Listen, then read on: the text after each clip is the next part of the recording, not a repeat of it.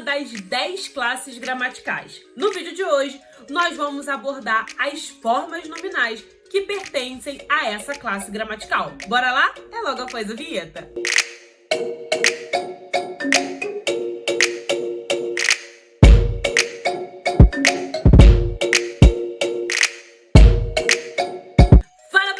Eu sou a professora Ellen, sou professora de língua portuguesa. Sejam bem-vindos de volta ao meu canal e hoje nós vamos falar sobre as formas nominais do verbo. Exatamente, o verbo é uma das 10 classes gramaticais.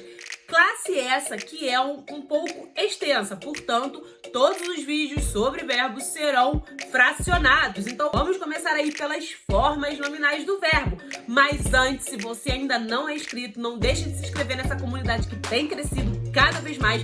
Me siga também lá no Instagram, Português com Ellen. Lá eu coloco também várias dicas legais sobre a língua portuguesa e todos os stories todos os dias.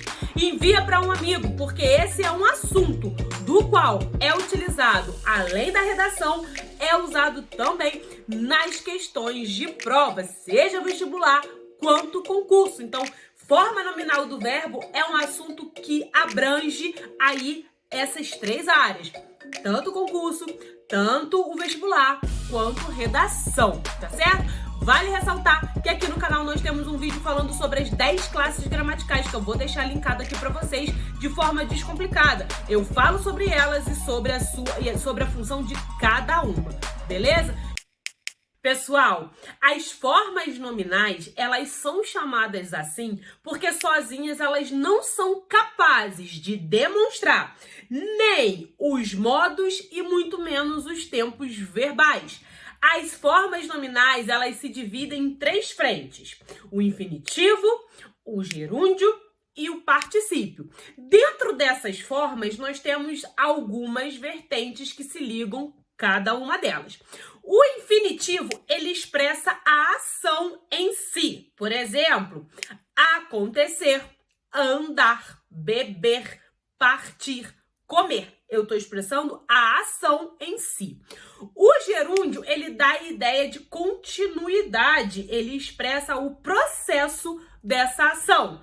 Amando, bebendo, partindo, andando, estudando. Ou seja, é o processo, ele está acontecendo. E o particípio, por sua vez, ele expressa a finalização dessa ação. Amado, andado, bebido, partido e por aí vai, tá certo? Agora nós vamos passar aí a ver cada uma delas e suas peculiaridades. Vamos começar aí pelo infinitivo. O infinitivo é aquele que expressa a ação em si. Ele se divide em infinitivo impessoal e o infinitivo pessoal. O infinitivo impessoal, como a própria nomenclatura diz, ele não se refere a ninguém. Quando eu digo assim, rir é o melhor remédio, eu estou generalizando. Eu não me refiro a uma determinada pessoa, a uma especificidade. Eu sou apenas elenco que rir é o melhor remédio, generalizando, tá certo? Já o infinitivo pessoal, ele se refere às pessoas. Ele pode se flexionar tanto em número quanto em pessoa. Então, quando eu digo assim, ouvi eles andarem rápido, eu estou dizendo que eles andaram rápido. Porém, observe, andar é o verbo no infinitivo. Quando eu digo andarem, ele está flexionado em número e pessoa. Por quê? Eles é terceira pessoa do plural. Número é o mesmo que singular e plural. Pessoa, primeira, segunda e terceira, que se remete ao singular, ou primeira, segunda e terceira, que se remete ao plural. Beleza? Então, vamos passar agora ao particípio. O particípio, por sua vez, ele é a expressão da finalização da ação, do processo que gerou. Toda aquela ação, ele vai trazer a ação finalizada. Ele se subdivide em particípio regular e particípio irregular. O particípio regular, ele tem a sua terminação em ado e ido. Então, quando eu digo amado, bebido e partido, eu tenho um particípio regular. Como eu também tenho particípio que aceitam as duas formas. tá certo? Mas vamos terminar aí de entender o regular. Quando eu digo assim, tinha fritado bifes para o almoço, eu tenho aí o verbo fritar em sua forma de particípio regular, fritado, tá certo? E o particípio irregular, ele por sua vez desempenha a função de adjetivo. Então, quando eu tenho assim, na escola, tudo é aceito com carinho, tudo é feito com carinho, tudo é escrito com carinho. Essa é a forma do particípio irregular, ou seja, assumindo aí a posição de adjetivo. Nem todos os verbos vão admitir as duas formas do particípio, como, por exemplo, o aberto não aceita abrido. Coberto não aceita cobrido, tá certo, pessoal? Então, o particípio do verbo abrir é aberto. O particípio do verbo cobrir é coberto, tá certo, pessoal? Então, quando eu tenho aí duas formas, por exemplo, o verbo aceitar, ele admite aceitado e aceito. Ele tinha aceitado e ele tinha aceito. Nesse caso aí, admitindo as duas formas, beleza? Então, vamos passar agora para o gerúndio. E por último e não menos importante, nós temos aí o gerúndio. O gerúndio é uma forma nominal que ela não se flexiona. Como eu disse aí no início, o gerúndio, ele expressa o processo da ação.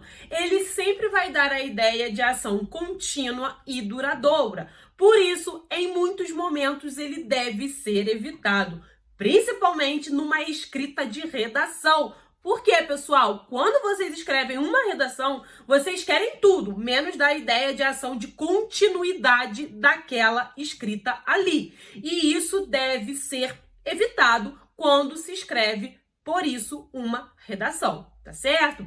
Agora, o gerúndio também, ele pode assumir o papel de advérbio quando ele está representando o modo. Então, quando eu digo assim, por exemplo, as crianças ficaram sorrindo com os presentes. É o modo o qual as crianças ficaram sorrindo. Verbo sorrir no gerúndio sorrindo. A terminação de todo e qualquer gerúndio é NDO. Por exemplo, amando, bebendo, partindo. Eu tenho aí a representação do gerúndio. Não confundam, pessoal. Gerúndio não é gerundismo. Gerundismo é uma coisa que eu vou explicar já já. E gerúndio é a forma nominal do verbo, tá certo? Então, quando eu não tenho um formato de advérbio, que é quando ele expressa o modo, eu posso dizer o seguinte: nós estamos chegando. Isso daí não está representando modo nenhum. Então, nesse caso, o chegando não assume papel de advérbio. O verbo no gerúndio não vai assumir papel de advérbio. Vai sim assumir a sua posição, que é o processo da ação. Tá certo? Agora vamos passar ao gerundismo. Pessoal, o gerundismo, ele é um vício de linguagem. Ele é considerado um desvio gramatical. Logo, ele não deve nem ser evitado. Ele não deve nem ser usado, tá certo? E por quê? Porque justamente por ele ser considerado um desvio gramatical.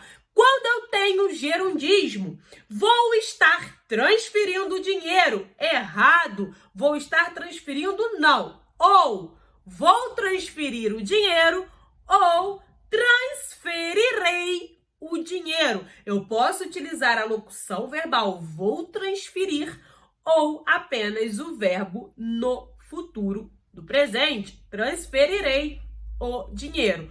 Agora, vou estar transferindo é um desvio gramatical, é um gerundismo, portanto, está errado. Beleza, pessoal? Esse foi o vídeo, pessoal. Espero que vocês tenham gostado. Se você chegou até aqui, deixa aqui nos comentários. Entendi as formas nominais para que eu eu possa entender que você realmente está compreendendo todo o conteúdo que eu trago aqui no canal. Se ainda não é inscrito, convido a se inscrever e compartilhar com um amigo que vai fazer concurso Enem ou vestibular. Afinal de contas, as formas nominais atendem às 3 frentes que nós mais usamos, que vem a ser, no caso, em relação ao concurso, quando se fala de questão, vestibular, quando se fala de questão, e redação, seja ela de concurso, vestibular ou Enem. Tá certo, pessoal? Me siga também lá no Instagram, Português com Ellen. Costumo levar várias dicas bem legais pra vocês. E aí, estudante? Bora rumo à aprovação?